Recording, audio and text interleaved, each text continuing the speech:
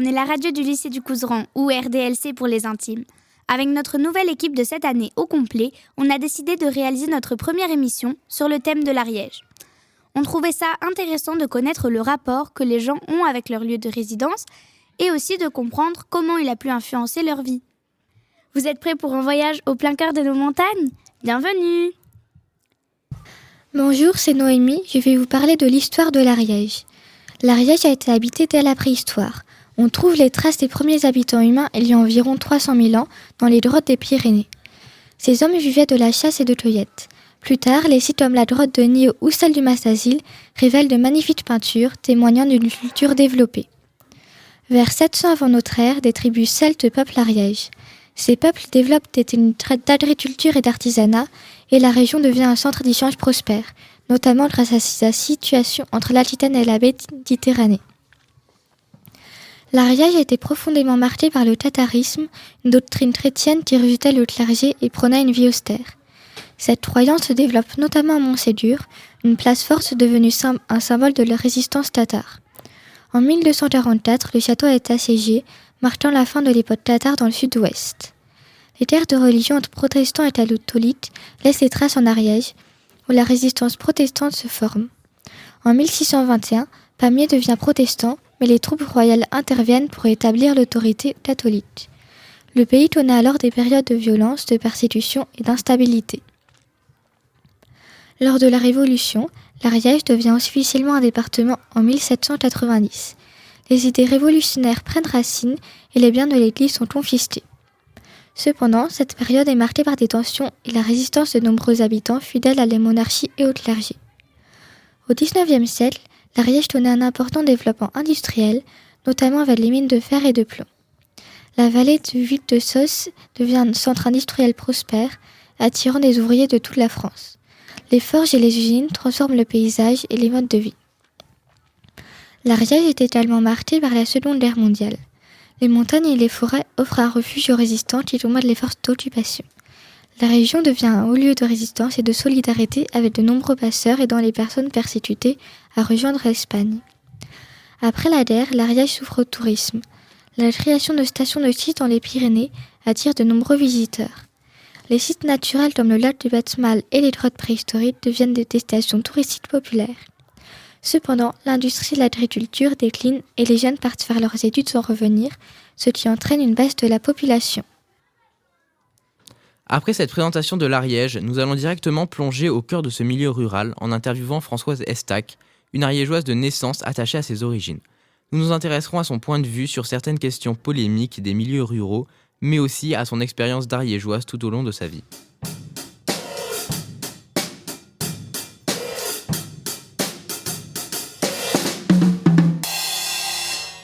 Bonjour Françoise, je m'appelle Ija et j'aimerais savoir quand êtes-vous née ? Alors, je suis née... Bonjour d'abord, bravo pour votre radio, c'est très bien. Je m'appelle donc Françoise Estac et je suis née en 57, pardon. Et je suis née à Saint-Giron. Bonjour madame, moi c'est Sacha et j'aimerais savoir dans quel contexte familial avez-vous grandi ? Alors, bonjour Sacha. Donc, je suis née à Saint-Giron à l'hôpital, mais j'ai habité à Sex.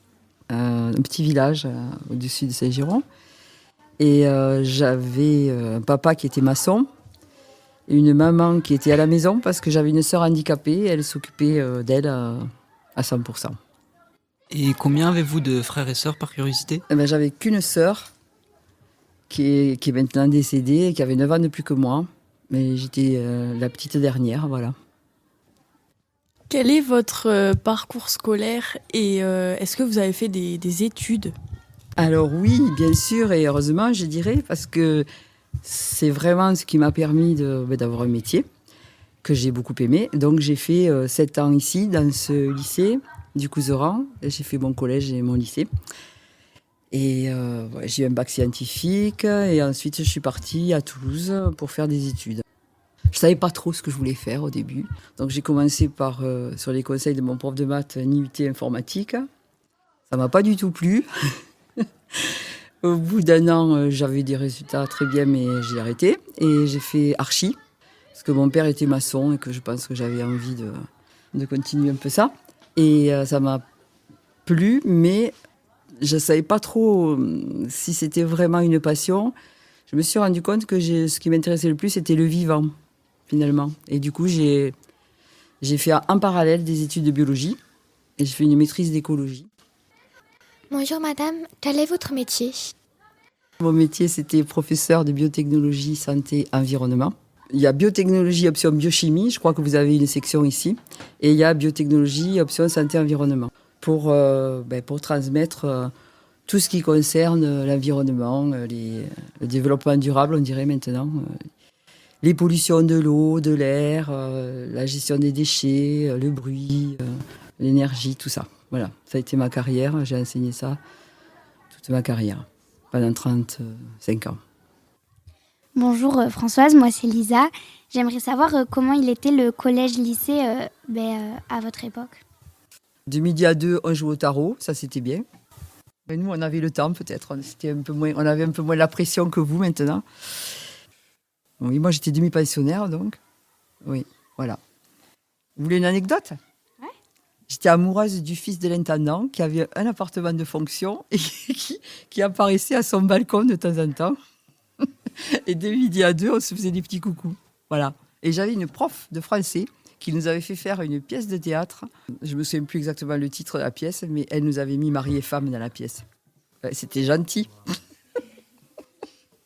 Voilà mes souvenirs du lycée. Pour moi, c'était une libération d'être au lycée ou au collège plutôt que chez moi, parce que c'était pas toujours gai chez moi. Bonjour, moi c'est Luna. Est-ce que vous vous considérez ariégeoise?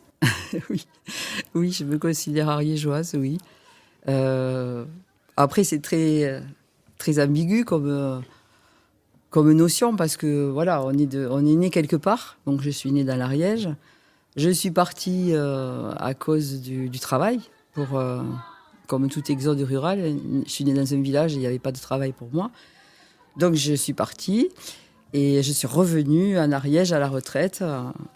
J'aime la liberté que je ressens quand je me balade dans les bois ou dans la montagne. C'est là que je respire, quoi. Voilà, que je respire le mieux. Alors moi c'est Mathéo et j'aimerais savoir quel est votre rapport avec l'Ariège. C'est un rapport un peu compliqué dans la mesure où je suis revenue dans l'Ariège après des années d'absence. J'ai des rapports avec les gens qui sont assez difficiles pour certains, parce que quand on revient dans l'Ariège et qu'on est parti, on a du mal à se réintégrer, on va dire, avec les vrais Ariégeois, entre guillemets, qui sont restés. Et donc j'ai beaucoup d'amis ici actuellement qui ne sont pas des Ariégeois de souche, et qui sont plutôt des gens qui ont choisi d'habiter en Ariège, pas d'y naître. Et donc c'est pas un rapport simple, parce que pour les vrais Ariégeois, je suis un peu entre guillemets, faut pas exagérer, mais un traître, quoi, quelqu'un qui a quitté le pays et qui est revenu après pour profiter en fait c'est ce qu'ils disent, hein, du bien-être. Et de l'autre côté, par rapport à ce qu'on appelle ici les néo-ruraux, je déteste ce nom-là parce que c'est pas vrai, c'est des gens qui sont intégrés puisqu'ils ça fait 40 ans, certains qui sont là, donc ils sont aussi ariégeois que moi. Ils ont vécu en Ariège, ils ont fait évoluer l'Ariège, ils y ont apporté plein de choses. Et donc ces gens-là, ils ont besoin d'une reconnaissance. Et donc ils sont pas non plus. C'est pas facile de s'intégrer dans ce milieu de entre guillemets néo-ruraux quand on est ariégeois, avec l'accent que j'ai et avec le fait que j'ai vécu toujours ici. Il y a une espèce de méfiance, quoi. Voilà. Donc c'est pas des rapports très simples. Mais j'adore discuter et faire évoluer mes pensées et les pensées des autres par rapport à ça. Merci à Françoise de son intervention. Maintenant, changeons d'âge. Et passons aux plus petits, et plus précisément à la rencontre des élèves de Caumont.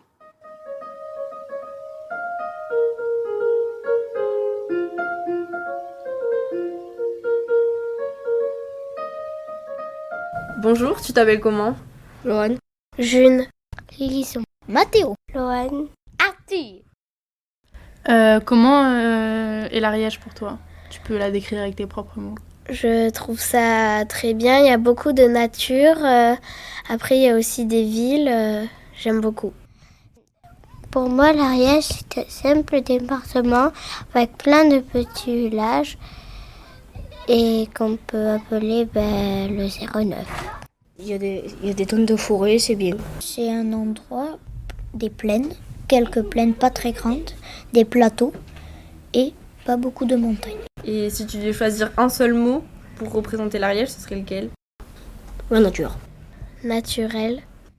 La campagne. Grand. Simple. Si tu devrais choisir un seul animal pour décrire l'Ariège, ça serait lequel? Le cerf. Un hibou ou une chouette. Pourquoi? Pour des raisons particulières? Oui, parce que déjà j'en ai un à côté de chez moi. Il y a beaucoup de souris en Ariège et je me dis que les hiboux c'est l'idéal. Tu pourrais nous l'imiter? Qu'est-ce que tu aimes faire pendant ton temps libre en Ariège? Jouer au rugby avec mon chien. J'aime beaucoup aller me baigner dans des lacs, aller faire des randonnées. J'aime bien aller en forêt, aller à la montagne, chasser, pêcher, faire du vélo. Tu connais des histoires ou des légendes de l'Ariège? Je connais une légende où c'est une sorcière qui s'était plongée dans le lac de Batmal. Ah oui, tu en connais plus sur cette légende? Que cette sorcière, elle est de la même couleur de l'eau, donc que c'est très difficile de la voir. Et qu'est-ce que tu aimerais dire aux gens qui ne connaissent pas bien l'Ariège? De se promener, de chercher des champignons, ce genre de trucs. Que c'est très naturel, il peut faire froid ou chaud, c'est très varié en fonction des jours. L'automne, je trouve que c'est très très beau. Parce que l'automne, c'est très beau parce qu'il y a plein de couleurs dans les feuilles des arbres. Et qu'est-ce que tu conseillerais de faire à quelqu'un qui est jamais venu en Ariège? Si on est en été, d'aller se baigner et faire des randonnées. Si on est en hiver, plutôt aller dans les montagnes pour faire des jeux de neige comme le ski. Moi, s'il y avait un touriste qui arrivait en Ariège, je lui dirais d'aller voir le marché de Saint-Géron. Est-ce que pour toi, il y a un accent en Ariège? Oh non, je trouve pas. Oui. Et tu penses l'avoir? Non. Jamais remarqué parce que tout le monde parle un peu de la même façon. T'es jamais allé en dehors de l'Ariège? Si, je vais tous les lundis et les mercredis en Haute-Garonne parce que je fais du basket à Salis. Et les gens, ils parlent pas différemment qu'en Ariège? Pas vraiment. Toi, Non. tu penses que tu as un accent? Peut-être. Je sais pas. Et tu serais triste de quitter l'Ariège? Un peu parce que c'est un peu là où j'ai passé tous mes souvenirs que j'ai beaucoup aimés. Et quand j'étais toute petite, j'ai passé toute ma vie en Ariège. Donc t'aimes bien l'Ariège, t'y es attachée? Oui. T'aimerais vivre où, toi, si t'avais le choix? Ça aurait été bien une maison en Ariège et une maison en Alsace. À Londres. À Londres? Il y a quoi à Londres qu'il n'y a pas ici que t'aimerais? Le grand pont. Après avoir écouté la jeunesse ariégeoise, nous allons poursuivre avec la deuxième partie de l'interview de Françoise Estac.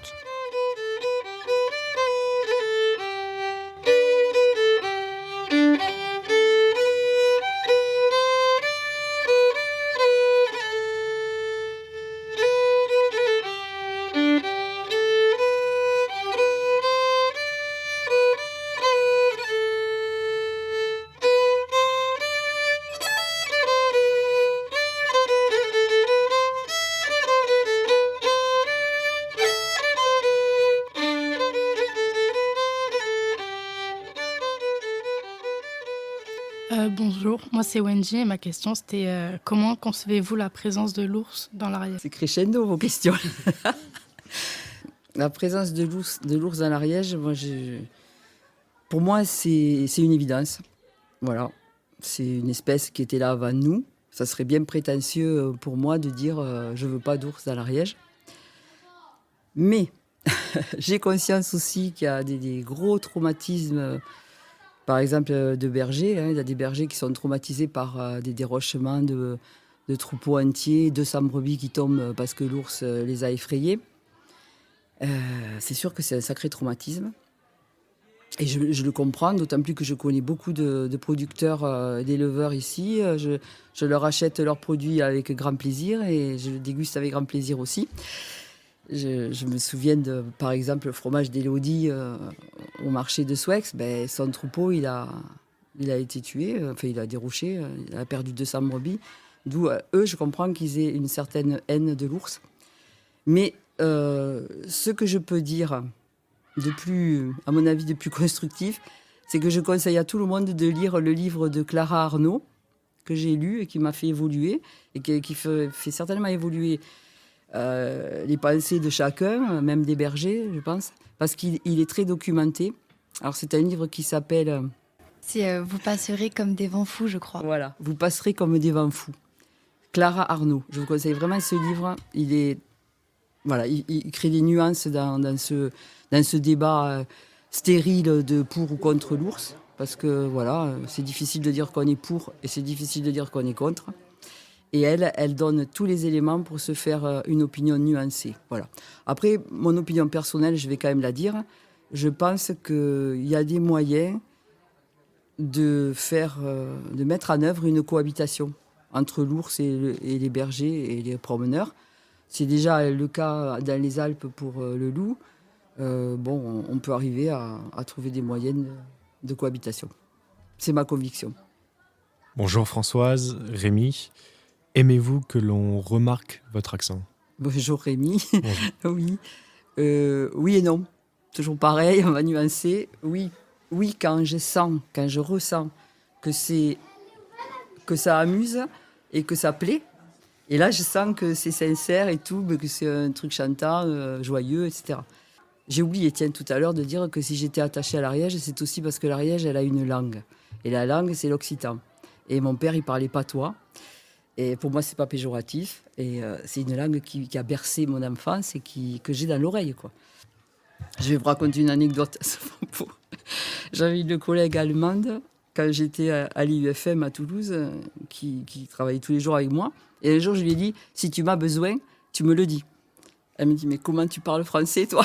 Tu m'as besoin, c'est pas français. Ça vient de l'occitan. En fait, c'est pas le même auxiliaire qui est utilisé.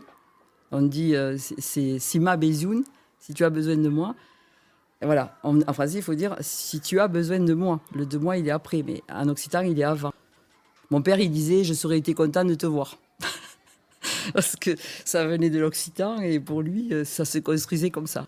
On ne disait pas « j'aurais été content de te voir ». On disait « je serais été content ». Et une autre anecdote là-dessus, c'est qu'un homme politique que je ne citerai pas, un jour s'est moqué d'une dame qui lui posait une question, avec l'accent du sud-ouest, une question pertinente et qu'il a bien mis en difficulté. Et il lui a répondu avec mépris vous pouvez répéter en français, s'il vous plaît? Ça, c'est un truc qui n'est pas passé, là. Je l'ai en travers de la gorge. Voilà. Après avoir demandé à Françoise ce qu'elle pense de la présence de l'ours et l'accent ariégeois, nous allons écouter l'avis des lycéens sur le sujet.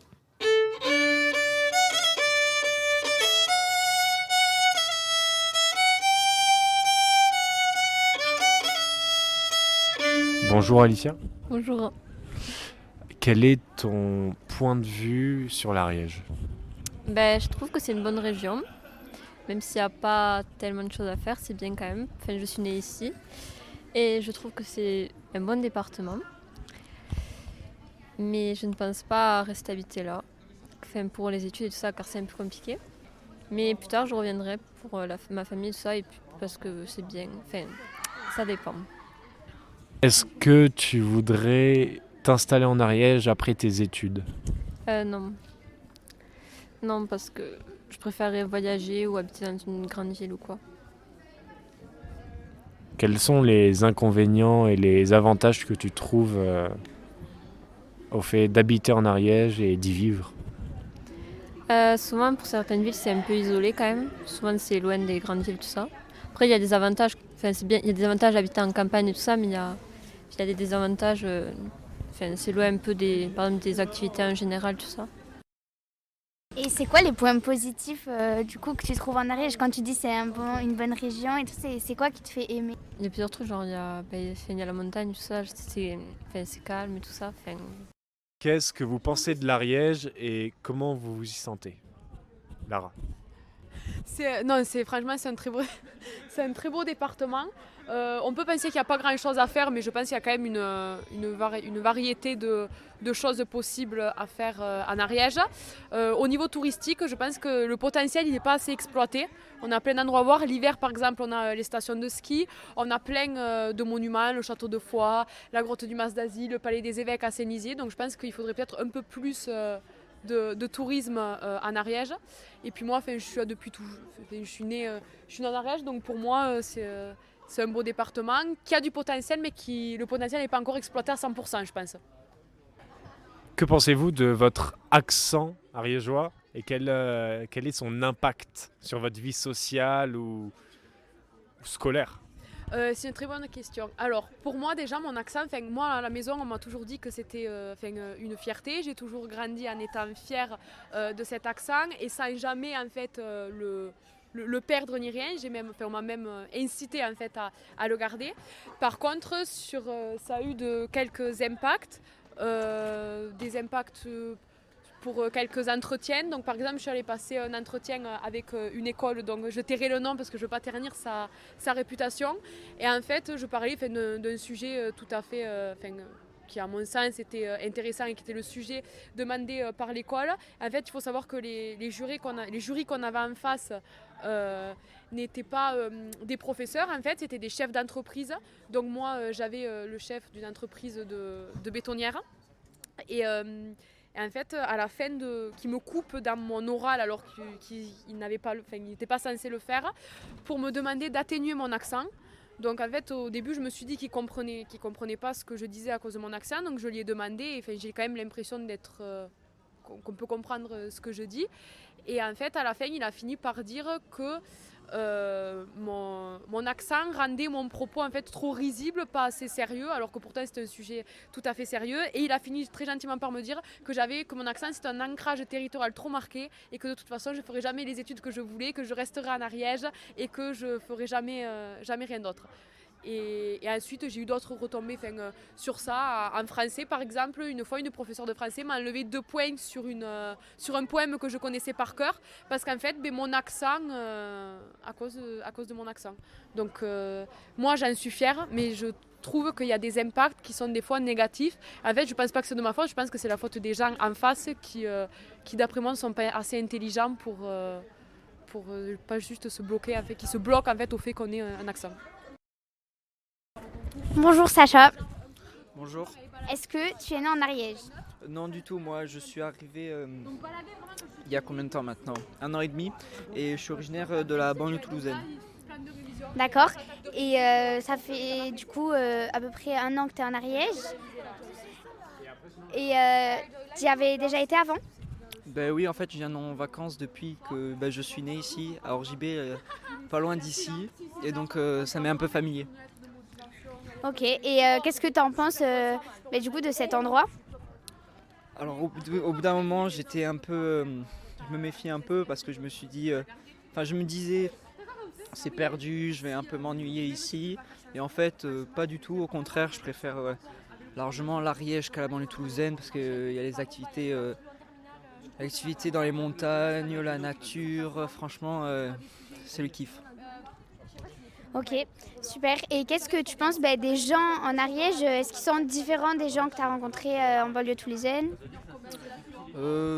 Oui, c'est beaucoup moins prise de tête ici, c'est plus simple, mais après de grandes différences, non. Enfin, c'est plus convivial, on va dire. D'accord. Et bien merci beaucoup d'avoir répondu à mes questions. De rien. Et voilà, c'est donc la fin de notre première émission de l'année dans laquelle nous avons pu en savoir un peu plus sur l'histoire de notre beau département. On remercie Françoise Estac et les élèves de l'école primaire de Caumont pour leurs interventions. Sur ce, n'hésitez pas à vous abonner à notre chaîne YouTube et Instagram. Nous vous souhaitons de bonnes fêtes de fin d'année et on se retrouve en 2025. Je m'appelle donc Françoise Estac et je suis née en 1957, pardon. Et voilà, c'est donc la fin de notre première émission de l'année, dans laquelle nous avons pu en savoir un peu plus sur l'histoire de... Ah putain, non! Par contre, c'était mieux, t'as bien commencé, ouais. C'était bien. Oui, on recommence. Vous êtes prêts pour un voyage au plein cœur de nos montagnes?